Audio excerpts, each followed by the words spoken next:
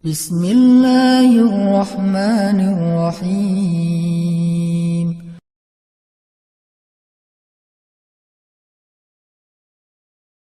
A'udzu billahi minasy syaithanir rajim.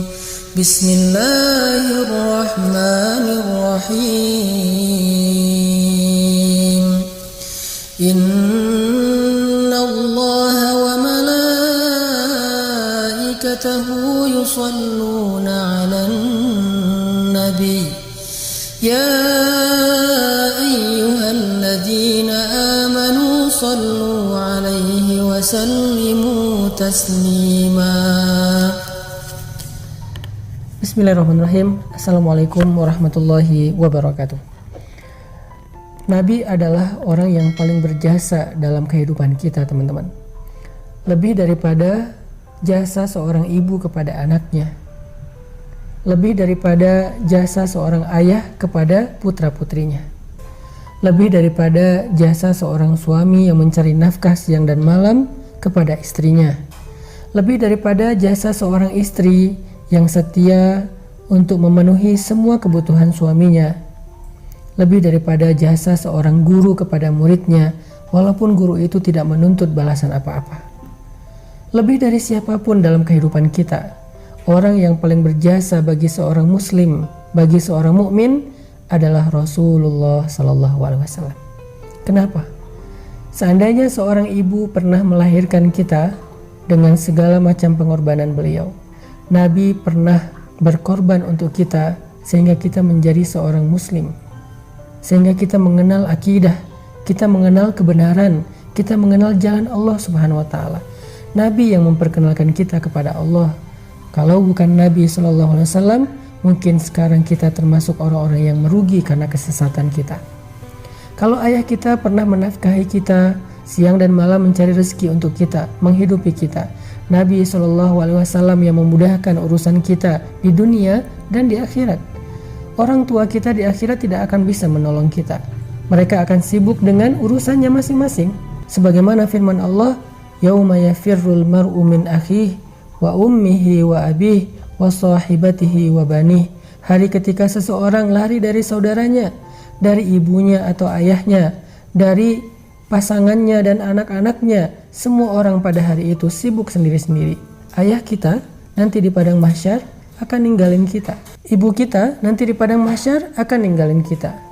Keluarga kita, pasangan yang kita cintai sehidup semati, nanti dia akan meninggalkan kita. Dan itu bukan sesuatu yang tercela, karena memang semua orang akan sibuk dan panik sendiri-sendiri. Termasuk kita juga akan meninggalkan siapapun di antara keluarga besar kita.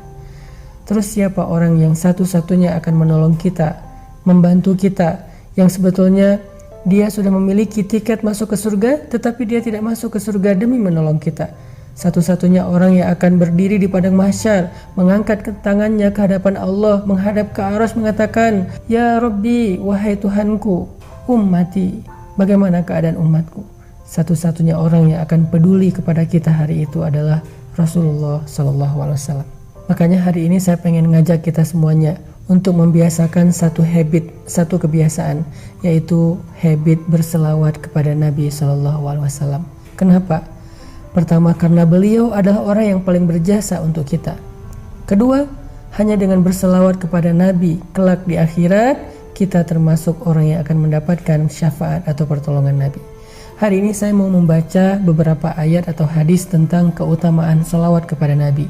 Mungkin selama ini kita menganggap selawat kepada Nabi itu satu hal yang ringan, bahkan cenderung kita remehkan, kita anggap nggak terlalu penting, sehingga ketika nama Nabi disebutkan, kita nggak otomatis berselawat. Sekarang saya pengen bacain beberapa keutamaan selawat, supaya setelah ini kita jadi tahu selawat itu ternyata keren banget. Selawat itu ternyata agung banget. Selawat itu ternyata ibadah yang ringan, tapi pahalanya gede banget. Orang yang paling rugi adalah orang yang apabila disebutkan nama Nabi, tetapi dia tidak berselawat kepada Nabi. Bahkan Jibril marah dan benci kepada orang seperti itu. Dalam surat Al-Ahzab, Allah Subhanahu wa taala berfirman, "Sesungguhnya Allah dan malaikat berselawat kepada Nabi. Wahai orang-orang yang beriman, berselawatlah kalian kepadanya dan ucapkanlah salam penghormatan baginya. Apa pelajaran dari ayat ini? Ternyata kata para ulama ada banyak sekali hikmah atau kebaikan yang tersimpan di dalam salawat. Yang pertama, salawat kepada Nabi itu adalah perintah Allah Subhanahu wa taala. Hukumnya wajib. Ya ayyuhalladzina amanu sallu alaihi. Wahai orang-orang yang beriman, berselawatlah kalian kepada Nabi. Sama seperti Allah mengatakan wa aqimus shalah, dirikanlah salat, wa atuz zakah, dan tunaikanlah zakat. Sama seperti Allah mewajibkan dan memerintahkan kutiba alaikumus shiyam, wajib bagi kalian berpuasa. Sebagaimana Allah perintahkan ibadah-ibadah yang lain secara wajib, maka seperti itulah juga kedudukan dari salawat kepada Nabi, wajib bagi orang yang beriman. Perintah Allah. Dan tahukah kita, Allah tidak mewajibkan sesuatu kecuali di dalamnya ada kebaikan yang besar. Bahkan kata Nabi SAW dalam hadis qudsi, tidaklah seorang hamba mendekatkan dirinya kepadaku dengan sesuatu yang lebih aku sukai daripada apa yang aku wajibkan. Jadi kalau kita pengen mendekatkan diri kepada Allah dengan sesuatu, dekatkanlah diri kita dengan apa yang Allah wajibkan. Salah satunya, salawat kepada Nabi. Hukumnya wajib, sallu kata Allah, berselawatlah kepadanya. Yang kedua, salawat kepada Nabi itu adalah mengikuti Allah dan malaikat. Jadi ketika kita berselawat kepada Nabi, itu bukan hanya kita sendiri yang berselawat, Allah dan malaikat aja berselawat kepada Nabi. Jadi kalau ada seseorang yang mengatakan Muhammad, Allah waktu itu, malaikat waktu yang sama menyampaikan salawat kepada Nabi Muhammad. Kenapa kita enggak? Padahal Allah yang memiliki alam semesta, Allah yang menciptakan Rasulullah SAW. Tapi Allah dan malaikat berselawat kepada Nabi ketika nama Nabi disebutkan. Terus siapa kita untuk tidak berselawat kepada beliau?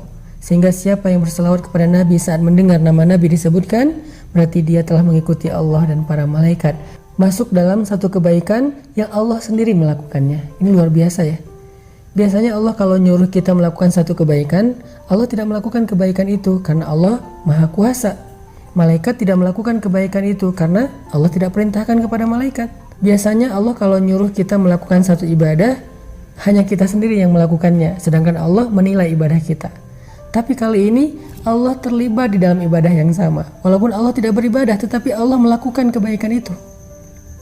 Allah menyuruh kita berselawat, Allah sendiri berselawat untuk Nabi.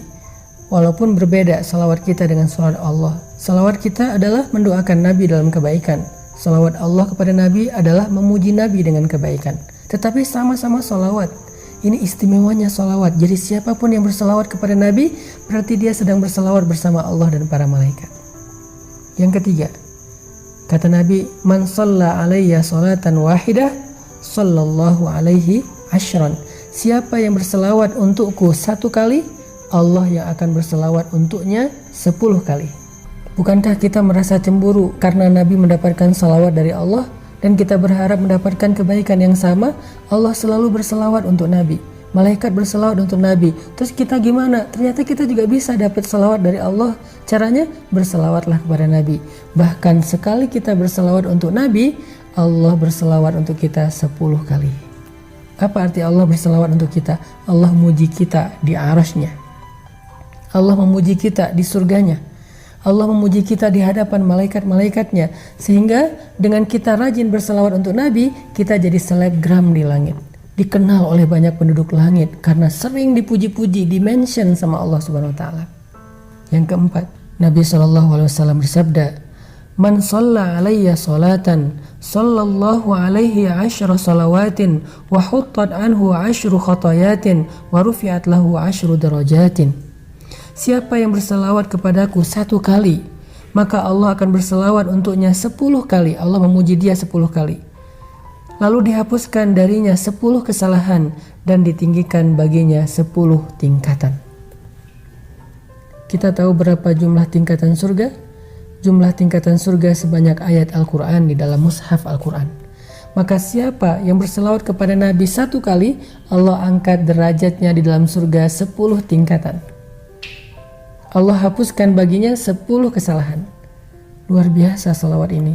Padahal cuma ngomong sallallahu alaihi wasallam. Padahal cuma ngomong Allahumma sholli ala Sayyidina Muhammad. Tetapi ternyata kalimat yang ringan sekali itu, yang kita ucapkan mungkin kurang dari 10 detik, tapi bisa mendapatkan kebaikan yang luar biasa. Yang kelima, Nabi SAW bersabda, kullu du'ain yud'allahu azza wa jalla bih mahjubun 'anis sama' hatta yusalla ala Muhammad. Semua doa yang dipintakan kepada Allah Subhanahu wa taala akan terhijab, akan terhalang dari Allah Subhanahu wa taala sampai dia berselawat kepada Nabi Muhammad sallallahu alaihi wasallam. Jadi kalau kita pengen doa kita nggak ada hijab, nggak ada penghalang, nggak disconnect, nggak di reject, berselawatlah kepada Nabi di awal atau di akhir doa kita. Pokoknya setiap kali kita berdoa, salawat. Insya Allah doa kita nggak ada hijab, pasti diijabah oleh Allah Subhanahu wa ta'ala. Dan yang terakhir, tahukah kita ketika kita bersalawat kepada Nabi, ternyata Allah Subhanahu wa ta'ala akan menyampaikan salawat kita kepada beliau dan beliau akan membalas salawat kita dengan salam yang sama. Mau dapat salam dari Nabi? Mau dibalas salam sama Nabi SAW secara personal? Berselawatlah kepada beliau. Sehingga ketika kita mengatakan Allahumma sholli ala Sayyidina Muhammad, ketika kita mendengar nama Nabi disebutkan, kita bilang sallallahu alaihi wasallam, Nabi akan menjawab salawat kita. Nabi akan membalas salam kita. Sehingga kita termasuk orang yang sering saling memberi salam dengan Nabi sallallahu alaihi wasallam. Mudah-mudahan sejak hari ini kita akan dawamkan salawat setiap kali kita mendengar nama Nabi disebutkan, atau kita bersalawat di waktu-waktu kapanpun kita mau, sehingga Allah Subhanahu wa ta'ala berikan kepada kita semua kebaikan yang ada dan terkandung di dalam salawat. Jadi hari ini kita jadi tahu ternyata salawat itu bukan amalan biasa, tetapi termasuk di antara ibadah yang ringan tapi pahalanya luar biasa di sisi Allah.